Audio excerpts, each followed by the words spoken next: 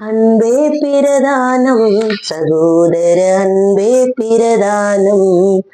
முகதாட்சண்யம் நல்லதல்ல, முகதாட்சண்யம் உள்ளவன் ஒரு துண்டு அப்பத்துக்காக அநியாயம் செய்வான். நீதிமொழிகள் 28:21 நாம் வாசிக்கிறோம்.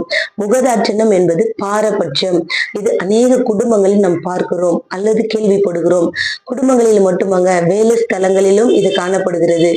நாம் ஒருவரை அதிகமாய் நேசிப்போம் என்று சொன்னால் எல்லாவற்றிலும் அவர்களுக்கு முக்கியத்துவம் கொடுப்பது மற்றவர்களிடையே ஒரு வெறுப்பை உண்டாக்கும்.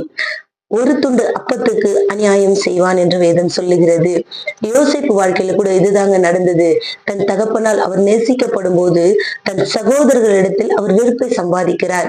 இன்றைக்கு நாம் நம் பிள்ளைகளிடத்தில் இந்த பாரபட்சம் முகதாட்சண்யத்தை காட்டுவோம் என்று சொன்னால் அவர்களுக்கு இருக்கிற அன்பை நாம் முறித்து அவர்களுக்கிடையே நம் வெறுப்பை உண்டாக்குகிறவர்களாய் இருப்போம். இதை நாம் சிந்தித்து செயல்படுவோம். கர்த்தர் நம்மை ஆசீர்வதிப்பார்.